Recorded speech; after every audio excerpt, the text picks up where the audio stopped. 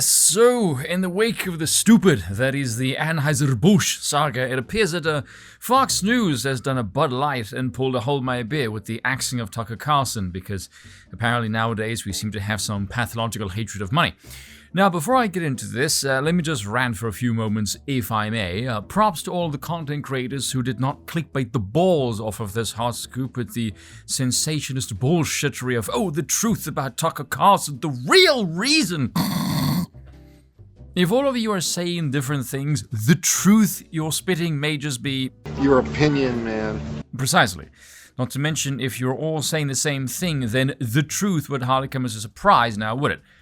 Because you're all saying the same thing. But anyway, why was Tucker Carlson let go? Well, in case this isn't obvious now, I don't know. And anyone who tells you they do know is full of bloated arse, and that is my opinion, because more and more information keeps coming out, and we're left with more questions and less answers. We have a lot of speculation, sure, but nothing quite concrete. You've got some people saying it was Old Dominion settlement, as if the palmy owner Git worth, $8 billion gives a damn? Don't be absurd. You've got the January 6th insurrection, which never was, and the security footage given to Tucker erasing the efforts of weeks' worth of commission work, which nobody watched in one night, as the Democrats shriek their wetting pants off. Good times. Which is funny because they still carry on about it as if he never showed any of it at all, and they didn't lose their marbles over it. Yet also, how dare Tucker show doctored evidence as if they didn't do the exact same thing. This is why the Democrats are often veering wildly back and forth between disingenuous and schizophrenic. And if that's how the politicians behave, then my word, that might explain why their lackeys in the media appear full of BS and rather inconsistent. I'm looking at you, Bill Maher. You've got Tucker just being himself, being anti-war, pointing out media and state hypocrisy, the action of America's one-party state, being sort of the official dissident voice, the lone good old boy of cable news. And for this, he must be let go because he is now too hot for TV. Not quite sure I buy that one. Another one that's recently come out was this one right here. It turns out she was a short-term producer of Tucker's show who got fired last month, one Abby Grossberg. And please hold the thoughts and jokes about the last name, believe me, I too have many, who complained that she was bullied and subjected to anti-Semitic remarks. I love how this crap always comes out after they've been fired. It's funny how that works, isn't it? I actually wrote the script for this video yesterday, and Aiden sent me this screenshot on Discord. I looked at this and thought to myself, woman, MSNBC, breaking news. Instantly I thought, nah, I'm not buying this BS. Red flags all over the shop. She's full of shit. It turns out I was correct, naturally. Hold the applause, please. It's not exactly a tough nut to crack over here, because according to a Spectator article here, despite her claiming Tucker and his executive producer, Justin Wells, who was also fired, really were responsible for breaking me and making my life a living hell, Grossberg said in an MSNBC interview with Nicole Wallace yesterday. Which is funny because, as we see here, lawyers for Abby Grossberg, and no, I can't pronounce her name any other way, confirmed to The Spectator that the former Fox News producer never actually met Tucker Carlson in person while working on his show. Grossberg's lawyer said that she was in contact with Tucker on a daily basis over text and email, and that the two also spoke on the phone until she left the network. They suggested that since Carlson was not present in the New York office, the sexist environment was perpetrated at his direction by other employees who served as his eyes and ears. Which is weird because she also said on MSNBC she liked the staff. Now hold that thought though, because it does get weirder still, because she admitted she spied on fellow host Maria Bartiromo at the behest of the upper management at Fox. I don't know who the hell this woman is or what her story is, but I'd be willing to bet she was planted there because none of these details added up at all. Thank you, Dave.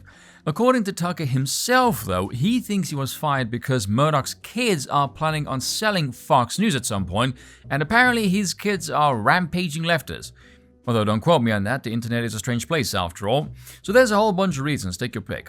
Personally, I find myself mostly agreeing with Styx. This was a warning shot to the others on the network. Know your place. Just on face value, that seems the most likely. Because from a business perspective, why in the hell would you fire the face of cable news that draws more eyeballs than anyone else in the entire country? That doesn't make any sense. Personally, I don't care why he was let go because the whole situation is frankly too opaque. What's far more interesting, and frankly embarrassingly moronic, was the reaction to this, particularly from everyone who is insane, which basically means the left entirely. This all happened a while after the donkey one was interviewed by the sycophantic redhead over here who parted ways with the White House because she's whiter than Darth Vader, where she advocated for the removal of Tucker for insert pandering bollocks here. You will not believe, actually you might, the amount of idiots who actually think she is responsible for Tucker's removal from Fox. Just how, dear God, please make it stop. What deranged, disconnected wanker thinks 92-year-old Rupert Murdoch is sitting there watching her going, "Oh, I happen to agree that Sheila's got a point that Tucker Carriage is becoming problematic." No, but now she's openly boasting about being an authoritarian, like she has any actual power. People need to be careful of AOC though, because I know we make fun of her all the time because she's a moron, but in the grand scheme of things, that doesn't mean dick. There's plenty of people who, believe it or not, are stupider than her, who happen to like her for some godforsaken reason. And when it comes to leftists, you gotta realize, you may as well be dealing with a different species. They're not like you and I. They don't have any morals and they're driven purely by desperate lust for power. This is something to keep in mind as well. She doesn't apologize for anything. That kind of attitude espoused by someone who shows principle and fortitude will look righteous, but someone who has neither, no, they just look deranged. AOC is the latter, obviously. And don't let the youthful stupidity fool you. This creature is a self-centered, narcissistic sociopath. She has no redeeming qualities whatsoever. She is pure evil. Unsurprisingly, the loudest whooping in the wake of all of this comes from the XX variety, as if I need any more ammo to reinforce my position on that front, who've been clinging to a certain F word tighter than a Second Amendment advocate to a firearm. And so enter the harpies on The View. Again, background noise in the home of postmenopausal women, but Tucker all by himself, one man, can get significantly more views than 4 or 5 of them, and the only time anyone pays any attention to them is when they go viral for saying something stupid. Really flexing that girl power there, ladies. If only you had a shred of self-worth or dignity, you might realize that's rather demoralizing, but thankfully for them, they have neither. Their reaction, predictable as all hell, but still as embarrassing as any other because they carry water for the regime, as does their seal-clapping audience, if only because they drool more often than a St. Bernard. Now, the reason for their reaction is because they're old. And I don't mean that in a disparaging way necessarily, more so because this is the environment that they're in. They don't know the internet landscape at all. They made their careers, so-called, on TV, because this is what they know. Their world is this tiny, tiny bubble. And in this little bubble, Tucker Carlson is this gnarly thorn in their side. And now they cheer for their liberation like a bunch of idiots because they don't know the real world. They think people must consume news like it's information warfare, like a compulsory diet. And if they don't get it from Tucker, they will somehow magically gravitate towards MSNBC or CNN, which is lunacy, by the way. In their world, they think people watch Tucker because he's on Fox. In the real world, many people only watch Fox because of Tucker. You can see this post-Tucker's dismissal. They have no idea how or what the right thinks of the situation at all. Not a one. Utterly clueless. When the story broke, the only thing being discussed is, where is TC gonna go now? No one said a word about Fox because no one on the right gives a flying squirrel's bollocks about Fox News.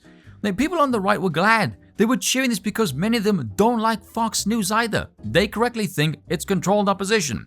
They don't care if Fox News burns to the freaking ground, because to many of them, Tucker is Fox. And now that he isn't there, adios. Man, they'll probably be alright in the long run, I'm guessing by the way, but for now, stock has taken a nosedive. All people care about and want to know is, where is he gonna go now? He's a household name and many suspect he's probably gonna be a lot spicier away from cable news, which is very likely. I've heard some really wacky suggestions as well that Tucker will be Trump's VP. How? Why? Sensationalism is one thing, but come on, this is taking the piss. Let me explain something about VPs in America. Look at past track records. Usually, the VP would be a feature for one of two scenarios, either to appeal to a coalition that the main gunner for president can't appeal to strongly himself, or as a failsafe to keep them from being removed as president. In the current administration, Cackles, funny enough, is a feature of both. She's a failsafe to keep the dementia dumbass the face of the presidency, meanwhile no one knows who's really running the joint, the office slack presumably, and she was also chosen because she lacks 2 features, White and Wang. The problem is she also lacks 2 other features, wit and wisdom, which is not a surprise though, seeing as she arrived at her current position not through either wit nor wisdom, but rather the work of taking Wang. That's some good writing right there. So is Tucker gonna join Valuetainment or the Daily Wire, The Blaze? He could be talking to Tim Pool for all we know. He could pull a Glenn Greenwald and sign up to Rumble, go independent. Or, what I suspect many people want him to do, is talk to Elon Musk about getting something worked out where he could stream on Twitter. That'd be huge. Personally, I like that one the most, where he can go completely unchained. He did a video on his own personal Twitter account about 18 hours ago, I would say. It's got more than 14 million views. As Sean Davis, the co-founder of The Federalist, pointed out, Tucker's video already has more than double the views his all-time slug got last night, according to the ratings released today. To put that in perspective for you, the tweet was sent out about 40 minutes after Tucker put it out on Twitter. This is about 1 a.m. in the morning my time, so you know this is not a legion of insomniac Europeans amping up those numbers. That's probably just Yanks. So keep cheering, you dim-witted weasels. Just because your genitals are glued to cable news figures doesn't mean the non-liver spotted population aren't getting their news from somewhere else.